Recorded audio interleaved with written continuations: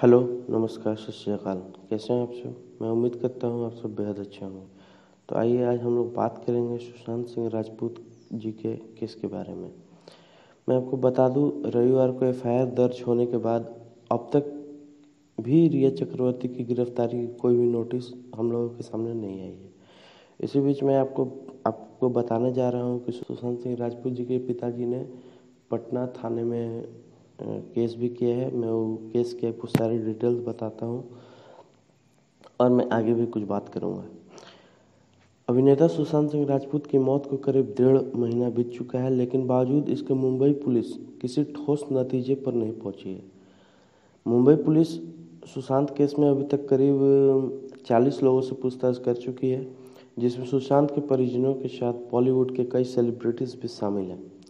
हालांकि इसमें सुशांत के पिता के सिंह द्वारा करवाई गई एफआईआर के बाद इस केस का नज़रिया ही पूरा बदल गया। और जी हाँ, बिल्कुल मतलब भाई भतीजावाद से उठ कर के अब ये मामला कहीं और जा रहा है।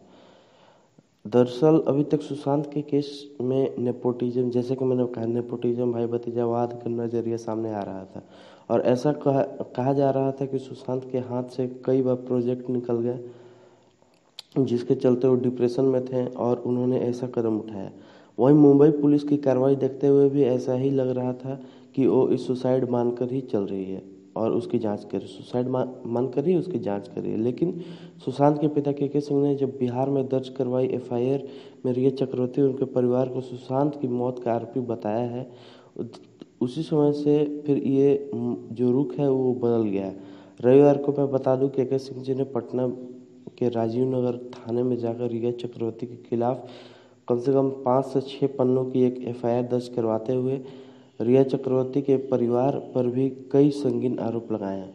एक तरफ जहां मुंबई पुलिस पर सुशांत केस में ढील बरतने का आरोप लगाया जा रहा था, वहीं दूसरी ओर बिहार पुलिस को लेकर भी अब ये सवाल उठने लगा है कि आखिर रविवार 26 जुलाई को एफआईआर दर्ज होने के बाद भी अभी तक रिया और उनके परिवार की गिरफ्तारी क्यों नहीं हुई।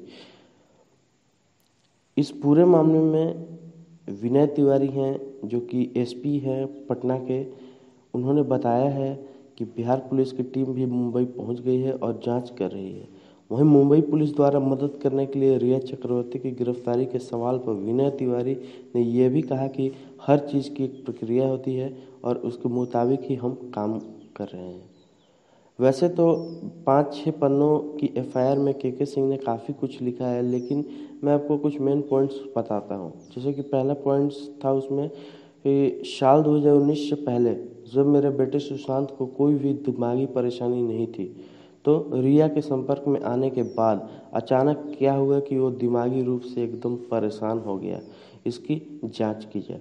सेकंड पॉइंट है, यदि इस दौरान वह मानसिक रूप से परेशान था या उसका कोई दिमागी इलाज चल रहा था, तो इस संबंध में हमसे लिखित या मौखिक, ध्यान देने वाली बात है, अनुमति क्यों नहीं ली गई। क्योंकि जब कोई व्यक्ति मानसिक रूप से बीमार होता है तो उसके सारे अधिकार उसके परिवार के पास ही होते हैं। इसकी जांच की जाए। इसमें थर्ड पॉइंट है, इस दौरान जिन जिन डॉक्टरों ने रिया के कहने पर मेरे बेटे सुशांत का इलाज किया है, मुझे लगता है कि ये डॉक्टर भी रिया के साथ इस षड्यंत्र में शामिल थे। इस बात की जांच होनी चाहिए कि उन्होंने क्या क्या इलाज किया और कौन कौन सी दवाइयाँ मेरे बेटे को दी। चौथा पॉइंट है इसमें, जब रिया को पता था कि मेरे बेटे की मानसिक हालत नाजुक चल रही है, तो इस स्थिति में उसका ठीक तरीके से इलाज न करवाना और उसके इलाज के सारे कागजात अपने साथ ले जाना और मेरे बेटे को उस नाजुक हालत में अकेला छोड़ देना और उससे हर तरह के संपर्क तोड़ लेना, जिसके कारण मेरे बेटे ने आत्महत्या कर ली, तो उसकी मौत की जिम्मेदार रिया और इसके परिजन हैं। इसकी जांच की जाए।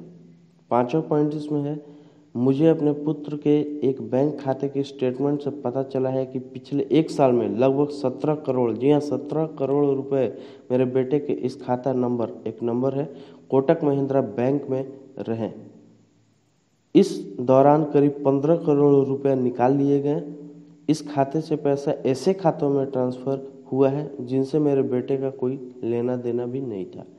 मेरे बेटे के सभी खातों की जांच की जाए कि बैंक खातों क्रेडिट कार्ड से कितना पैसा रिया ने अपने परिजनों एवं सहयोगियों के साथ धोखेबाजी और षड्यंत्र से ठगा है, इसकी भी जांच की जाए। इसमें छठा पॉइंट से, इस प्रकरण से पहले सुशांत का अभिनय जगत में बहुत नाम था, तो ऐसे क्या कारण रहे कि रिया के आने के बाद उसकी फिल्में एकदम से कम हो गई, इसकी भी जांच की जाए। सातवां पॉइंट है इसमें, और बहुत अहम पॉइंट है, मेरा बेटा सुशांत ऑर्गेनिक खेती के व्यवसाय के लिए कुर्ग केरल अपने दोस्त महेश के साथ जाना चाहता था, जिसके लिए वो जमीन तलाश रहे थे। जब रिया को इस बात की भनक लगी तो उसने इस बात का विरोध किया और सुशांत को धमकी भी दी, सुशांत को ब्लैकमेल भी किया कि मैं तुम्हारे इलाज के सारे पेपर मीडिया में हाईलाइट कर दूंगी और अपने अच्छे रस के चलते तुम्हारा सब कुछ बर्बाद कर दूंगी। लेकिन जब सुशांत ने उसकी इस बात का विरोध किया तो रिया को लगा कि अब वो उसके किसी काम का नहीं रहा है, तो रिया वहाँ से लैपटॉप, कैश, जेवर, क्रेडिट कार्ड, इलाज के दस्तावेज, पिन नंबर और पासवर्ड साथ लेकर चली गई। इस प्रकरण की भी जांच की जाए। तो मैं उम्मीद करता हूँ ये वीडियो आप लोगों को अच्छी लगी हो और आप लोग जो जोरदार तरीके से सीबीआई की इंक्वायरी की मांग करें और इस केस को इस रुख पे लेकर के जाए कि हमारे सुशांत भाई को न्याय मिले। मैं यही कहना चाहता हूँ। आप सभी को बार बार मैं फिर से प्रणाम करना चाहता हूँ।